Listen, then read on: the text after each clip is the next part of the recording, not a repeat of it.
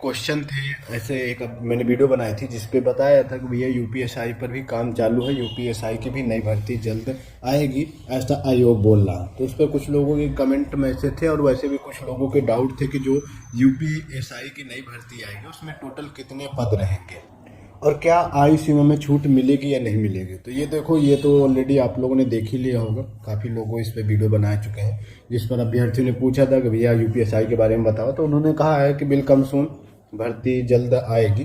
तो उम्मीदें दे दिया है, अब उम्मीदें दे रहे हैं तो उम्मीद की जा रही है कि भैया आ भी सकती है। अब मैं बात एक पहले ये क्लियर करूं कि आयु सीमा में छूट मिलेगी या नहीं मिलेगी। तो देखो, आपके अगर भर्ती लोकसभा चुनाव से पहले पहले नोटिफिकेशन जारी हो जाता है तो आपको आयु सीमा में छूट 100% 3 साल की मिल जाएगी। 100% कन्फर्म है कि आपके जो छूट है वो 3 साल के मिल जाएगी।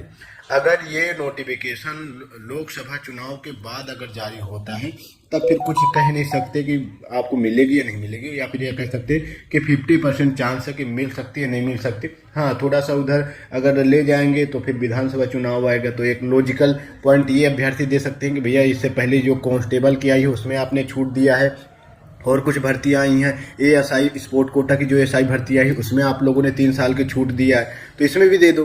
तो अगर जेन्युइन लगा तो दे सकते हैं, बाकी फिर जब लोकसभा चुनाव के बाद फिर चांसेस ये 50% हो जाएंगे। ठीक है, तो आयु सीमा में अभी कुछ नहीं है कि मिलेगी या नहीं मिलेगी। और वैसे भर्ती लोकसभा चुनाव से पहले आएगी या नहीं आएगी, तो भैया भर्ती भी अभी चांसेस बहुत कम है कि लोकसभा चुनाव से पहले आए, लोकसभा चुनाव के बाद ही भर्ती आएगी। अब अगला पॉइंट एक यहाँ पे ये है कि कितने पदों पर भर्ती आए। अगर आप लोग उत्तर प्रदेश एसआई भर्ती परीक्षा की तैयारी कर रहे हो तो आप लोग चक्षु प्रकाशन की इस बुक से अपनी तैयारी कर सकते हैं। इस बुक में सारी चीज़ें लेटेस्ट सिलेबस के अनुरूप सारी चीज़ें कवर की गई हैं, वो चाहे सामान्य हिंदी हो या फिर संख्यात्मक सामान्य जानकारी हो या फिर मानसिक अभिरुचि हो, इसमें सारी चीज़ें आपकी लेटेस्ट सिलेबस के अनुरूप कवर की गई हैं। साथ में इसमें 400 क्वेश्चन पेपर मिल जाते हैं, 3200 प्लस बहुविकल्पीय प्रश्न मिल जाते हैं, जिससे आप लोग बेहतर तैयारी कर पाओगे। यहाँ विषय सूची की बात करें तो ये भी आपका पहले PYQ दिया गया है एंड उसके बाद फिर आपकी लेटेस्ट सिलेबस के अनुरूप सारी चीज़ें कवर की गई हैं। तो ये जो बुक है वो हर हाल में दूसरे पब्लिकेशन के बुक से काफ़ी बेहतर है और इस बुक से आप लोग अपनी तैयारी को मजबूत कर सकते हैं। इस बुक का बाई करने का लिंक वीडियो को डिस्क्रिप्शन में दिया हुआ है, जहां से आप लोग बाई कर सकते हैं। साथ में दोस्तों चक्षु प्रकाशन की ये कुछ गाइड भी आती हैं, इन्हें भी आप लोग बाई कर सकते हैं। बुक का भी बाई करने का लिंक वीडियो को डिस्क्रिप्शन में दिया हुआ है, जहाँ से आप लोग और बेहतर तैयारी कर सकते हैं। तो देखो, अभी कुछ न्यूज आर्टिकल आए हैं और वैसे भी बैक टू बैक अपडेट आती ही रहती है। पहले करीब 950 पदों पर भर्ती की जाने की बात कर रही थी कि यूपीएसआई की 950 पदों पर भर्ती होगी। फिर उसके बाद पदों की संख्या आपकी बढ़ गई, फिर 1000, फिर 2000, फिर अभी 2500 की खबर आ रही है।